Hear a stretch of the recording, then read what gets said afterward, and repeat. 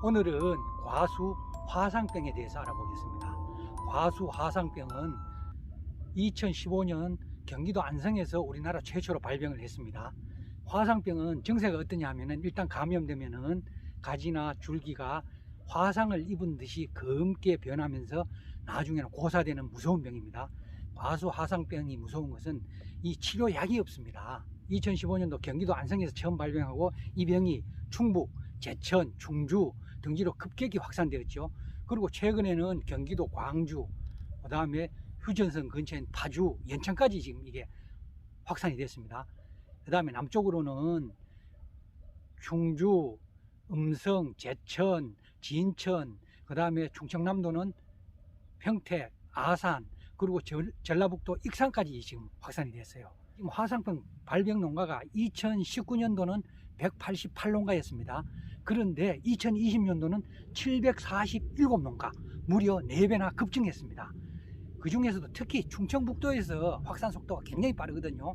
2020년도 충청북도에서 727농가에 422헥타르가 화상병에 감염이 됐습니다. 화상병이 발병하면은 발생주 및 인접주들을 다 매몰하거나 소각해야 되죠. 그리고 그 과수원 전체적으로 5% 이상 감염되면은 과수원 전체 나무를 다 매몰하고 소각해야 됩니다. 그리고 그 주변 반경 100m 이내 다른 과수원 나무들도 전부 매몰해야 돼요. 그래서 과수원을 폐원해야 됩니다. 최근 화상병 발병 속도가 너무 가팔라서 이게 정말 걱정입니다. 경상북도는 아직 발병을 하지 않았거든요. 그런데 작년에 그 문경하고, 충북에서 가깝죠, 문경하고 그 다음에 영주에서 화상병 의심 신고가 들어왔습니다. 그래서 정밀 조사를 해보니까 화상병은 아니고 가지 검은 마른병이었어요. 이게 가지 검은 마른병은 어떤 병이냐면은 화상병하고 증상이 유사합니다. 이것도 그냥 가지가 화상을 입은 것처럼 검게 변하면서 나무가 고사되거든요. 그래서 이 증상은 화상병하고 비슷한데 이 확산 속도가 화상병보다 느립니다. 그것만 빼면 거의 비슷해요. 가지 검은 마른병도 화상병과 마찬가지로 예방약이나 치료약이 없어요. 그래서 일단 감염이 됐다, 이거는 나무를 다 제거해야 돼요. 그리고 10% 이상 되면은 거항을 폐원해야 되고. 화상병이 그 감염되는 경로가 있습니다. 주 요인은 사람이에요. 화상병 발병 과수원에 갔다가 나도 모르게 우리 과수원을 전염시킵니다. 감염을 시키는 겁니다. 그리고 외부인들이 우리 과수원을 방문해 가지고 그 사람들이 또 감염을 시켜요. 그러니까 이 외부인 통제를 철저히 해야 됩니다. 화상병을 전염시키는 가장 주요는 사람이라 그랬습니다. 그 다음은 꿀벌이에요. 그러니까 인근 과수원에 화상병이 감염됐다 그러면은 우리 과수원에도 감염될 위험이 굉장히 커져요. 꿀벌이 막 돌아다니면서 이걸 감염시킵니다. 그 다음은 바람이에요. 비바람, 바람이 불어가지고 또 감염시킵니다.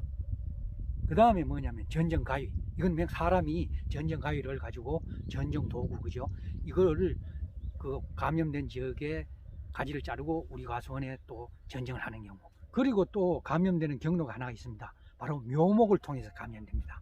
화상병이 발병한 지역에 묘목을 구입해서 심으면 어떻게 됩니까? 그것도 화상병이 발병하겠죠. 화상병은 치료약이 없기 때문에 예방이 최선이거든요. 그러면은 예방하는 방법이 무엇이 있는지 한번 알아보겠습니다.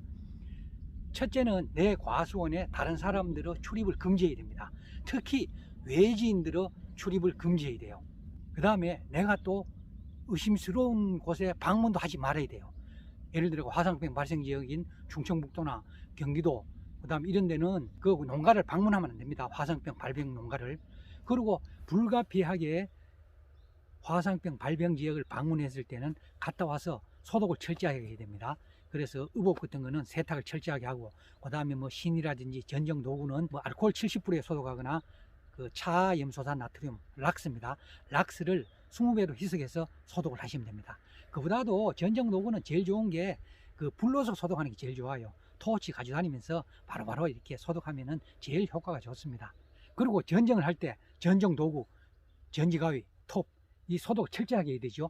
그리고 이제 묘목을 구입할 때 이 화상병이 묘목을 통해서도 잘 감염이 된다 그랬죠. 그 감염 지역에 묘목을 구입하면 안 돼요. 그죠? 그래서 그 청정 지역에 가셔가지고 묘목을 구입하셔야 됩니다. 그 전정을 하실 때 가능하면은 자가 전정을 해야 돼요. 그리고 과수원 주인 내가 직접 전쟁을 해야 되죠. 저는 사실 소독을 철저하게 합니다. 그래도 뭐 불안병 많이 번지죠. 제가 아는 분 한 분은 그 인부들을 사가지고 전쟁을 했는데 막 과수원 전체에 불안병이 번져가지고 퇴원해야 될 지경이라고 그런 말씀을 하시더라고요. 제가 이제 사과대학 다닐 때 문경사과연구소, 뭐 영주 사과연구소 이런 곳을 여러 군데 이제 방문을 했습니다. 그리고 이제 문경사과연구소 가보면은 굉장히 이 사과나무들 잘 가꾸고 있어요. 그러니까 제가 작년에 다시 한번 갔어요. 거기 최근에 이제 상황이 어떤지 한번 알아보려고. 그런데 그 정문을 굳게 닫아놨어요. 폐쇄했어요. 왜 그러냐 했더니 보니까 그 화상병 그 확산 방지를 위해서 사과연구소 자체를 폐쇄해 버렸어요. 그래서 안에 들어가 보지도 못하고 밖에서만 구경하고 왔거든요. 그러니까 그런 데는 여러 곳에서 사람들이 와가지고 감염되기가 쉽죠. 그러니까 될 수 있는 대로 그런 감염 위험이 있는 곳은 방문도 자제해야 됩니다. 올해 보니까 지금 지자체에서 그 화상병 예방 약제를 무료로 지금 그 공급을 하고 있습니다. 작년에 청송지역 코사이드고 다른 데는 뭐 탐나라, 아크랩토 뭐 이런 것들을 배포를 해가지고 살포를 한 모양인데 화상병 예방약은 보통 그 3월 말이나 4월 초에 방지하는 게 가장 효과가 좋답니다. 작년에는 청송지역의 경우에는 코사이드를 받았거든요. 그거를 살포를 했습니다. 500g 두 봉지를 SS기 한 차에 넣어가지고 살포했는데 석회유황합제 그 다음에 기계유제 칠 때 같이 쳐도 된다고 그랬어요. 그런데 올해는 보니까 이 화상병약은 단독으로 살포하라고 그래요. 이거 다른 약제하고 혼용하지 말라고 그래요. 그래서 기계유제나 석회유황합제를 치고 일주일 이후에 살포를 하랍니다. 그래서 그걸 좀 지켜서 원래는 살포하시면 될 것 같습니다.